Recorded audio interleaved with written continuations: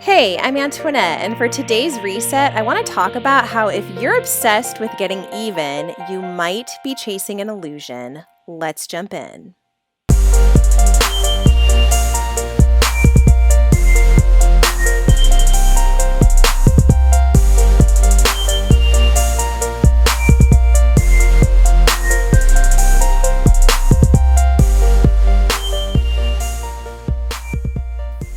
Welcome back to the Midday Reset, friends. So, I've been dancing around this whole topic for quite a while. That's actually part of the reason why you didn't hear from me for a little bit, because I really wasn't sure how I wanted to approach certain topics that I wanted to talk about here on the podcast. Because even though this is my show, I can do what I want, I still feel that part of the issue that we're having right now is people not handling certain topics or certain information responsibly, and I didn't want to contribute to that. So this is going to be my best attempt at covering these things in the most responsible way I possibly can.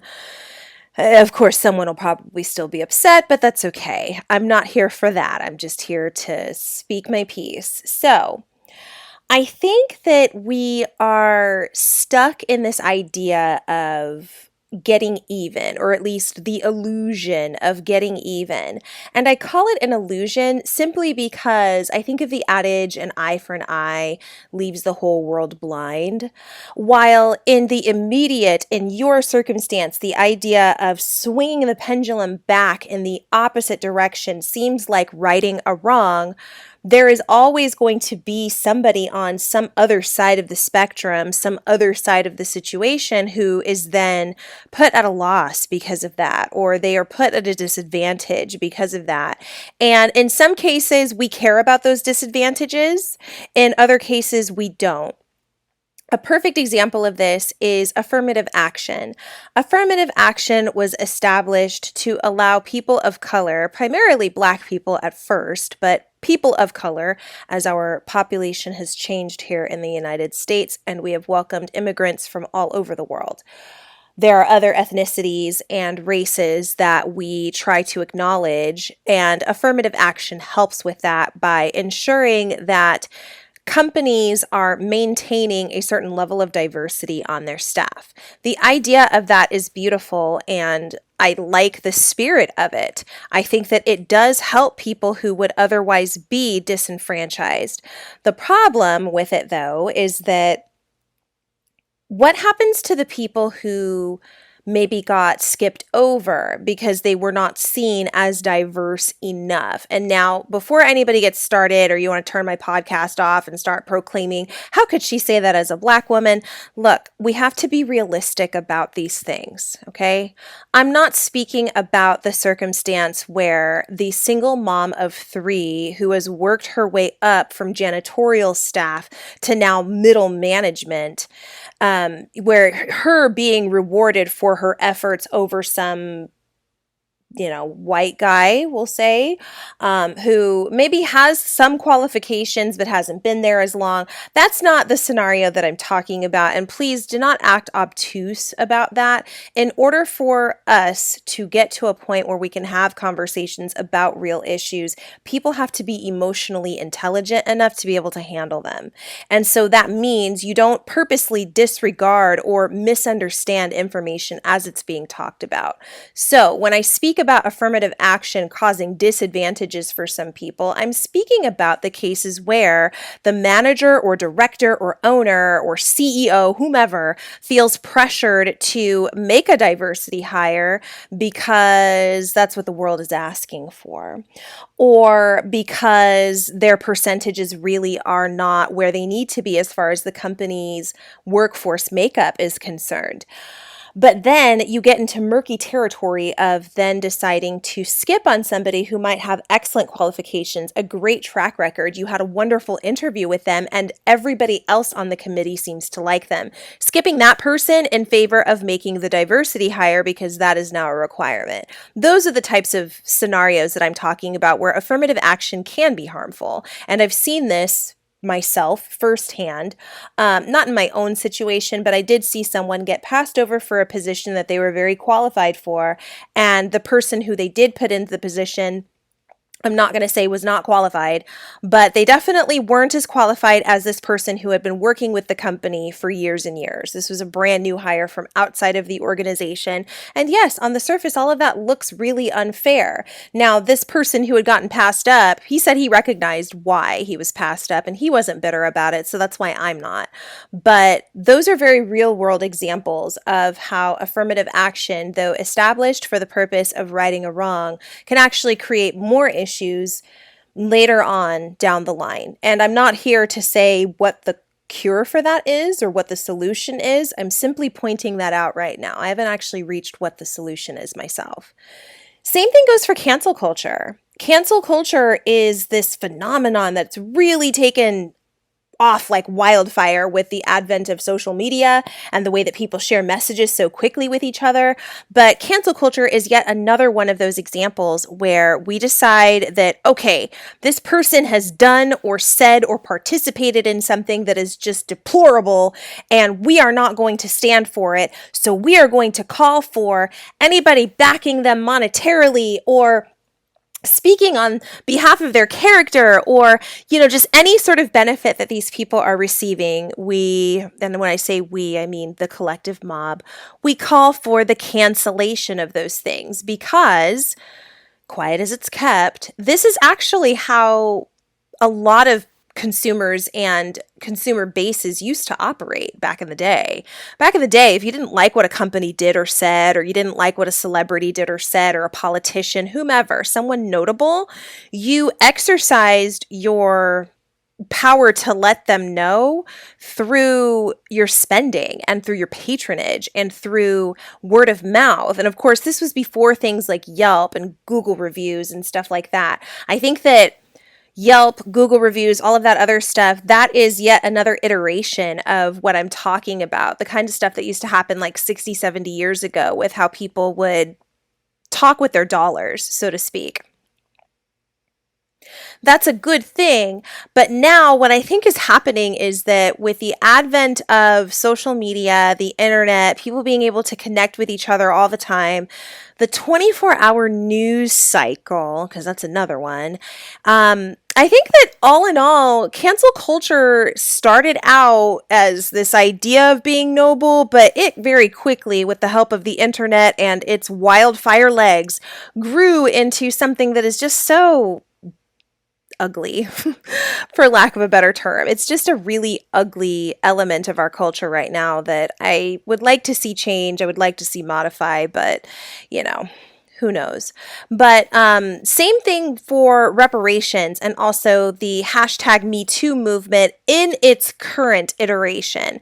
I don't want to speak about Me Too entirely because when Tarana Burke started the Me Too movement, she had very specific intentions for helping low-income mothers protect themselves from being sexually assaulted or abused simply because they were in a situation where they might have been of need or they didn't have very many resources, etc. Those women do not deserve to be sexually assaulted any more than the First Lady of the United States does, than a female doctor does, etc. So definitely not trying to conflate that. The original establishment of the Me Too movement and its principles and its foundings and its founder, all of that was done with very good intentions for a very specific group of women. The problem is that Me Too was grabbed up by a group of women who it wasn't initially intended for, and the game of telephone started where, we started passing along like what this means and who it's for and what the significance is, and then all of a sudden it becomes this Hollywood thing.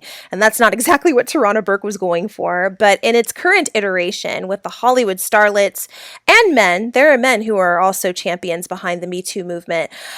All of this stuff, you guys, I say all of these things to say that I feel like we are obsessed with the illusion of getting even. We are obsessed with the idea that we can right wrongs, and righting wrongs is not a bad thing in and of itself, but I think that we have to be realistic about some of these expectations that we have for how we're going to swing the pendulum back in the other direction and make things fair. I don't know if we benefit from looking back and trying to assign blame or hand out consequences always. And I say that fully acknowledging that I'm somebody who does this. I'm heavily invested in seeing respectful, positive, classy imagery of Black women. So I'm very quick to call it out when the opposite happens or has happened. When I see Black women being victimized or their image being mistreated or handled irresponsibly, I get very triggered by that. I am a Black woman, so it's my right to do so. And since it's okay for pretty much anybody to take up any cause that they want, I figure it's not so bad if I want to take up for Black women's image simply because that's a reflection of who I am. But overall, what I really the main point that I want to leave you with today is that I think that if we are walking around with this idea that we have to get even, we need to find some better motivation, or at least something better to hang our feelings on, hang our emotions and expectations on, in order to make us feel better. Healing does not have to include getting even or retribution or seeing that person fall. In fact, I think that healing can be most beneficial for us when we learn how to find a way to feel okay about the situation without having to see all of that stuff happening on the other side or to the opposition. When you can heal yourself and it has nothing to do with your opposition, I think that that is truly a sign of your internal health and internal strength. And that is something that I wish that we would strive towards more. I wish that we would orient our children towards that more. And I wish that we as a society would embrace that more. Because if you're going around expecting to get even on anyone or anything, any situation, organization, person who has wronged you, it seems to me like you're wallowing in the anger and the sadness and the hurt instead of moving on to the part where you don't feel those things anymore. And this is a conversation that I have to have with myself when I get overwhelmed by the racism and the microaggressions against Black women and the way that Black women's character gets spoken about in such derogatory ways, even when we aren't even alive anymore. I mean, there were people talking about FloJo last week who has been dead for, over 30 years? There were people talking about her last week and how she was doping and how she was not a true athlete. And this woman has been dead. And hey, look, if that's what you really truly believe and that's what you feel because you've done your research, you've heard your stories, you know what it looks like when someone has been on performance enhancing drugs, etc., that's fine. That part is not up for debate.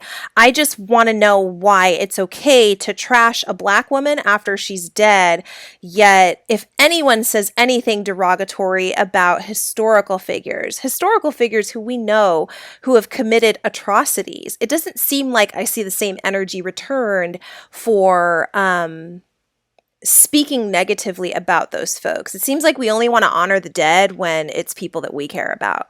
I care about the Black women, and it doesn't seem like very many people care about honoring Black women, both in life and in death, but that's a whole separate podcast episode altogether. It might even be a series.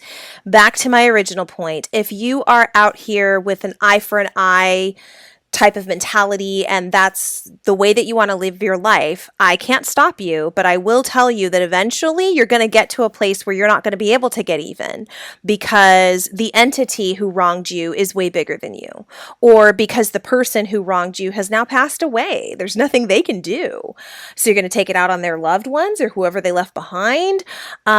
You can't get even because there simply is no way to. And so I think that instead of looking to get even as the end goal, we should instead be focused on looking to get better. And that means better for the people who have to do the healing. So if you're somebody who was abused, you were mistreated, you were lies were told about you, whatever you want to say, you have to get better about finding your healing without needing any sort of retribution or apology or anything from the opposite party or opposite organization. And then as far as the people who are doing the offending, get better in that you don't do that kind of stuff again. You recognize why that was offensive. You recognize that you don't want to be offensive, and then you change your behavior so that you no longer commit offensive acts on purpose, at least when you know better. That's just my 2 cents. Thanks so much for tuning in. I hope that you will check out the merchandise that I've got going, Affirmation Art Prints for... Let me know your thoughts on this. You can write to me at hi@missantoinette.net. You can also follow me on Instagram. That is at Miss Antoinette Chanel. And whenever I say this Miss, it's MS, you guys. It's not MISS. I know some people were spelling it that way. But MS and then ANTOINETTECHANEL on Instagram. You can follow me. Also, be sure to check out the link in my bio so that you can purchase some of my merchandise. I've got affirmation prints that are designed to help you empower your space, as well as give you some helpful and uplifting reminders throughout your day. They're designed for home, for work, any space you want to put them in. Thanks so much for joining me, friends, and I will be checking in with you soon. Take care and keep shining.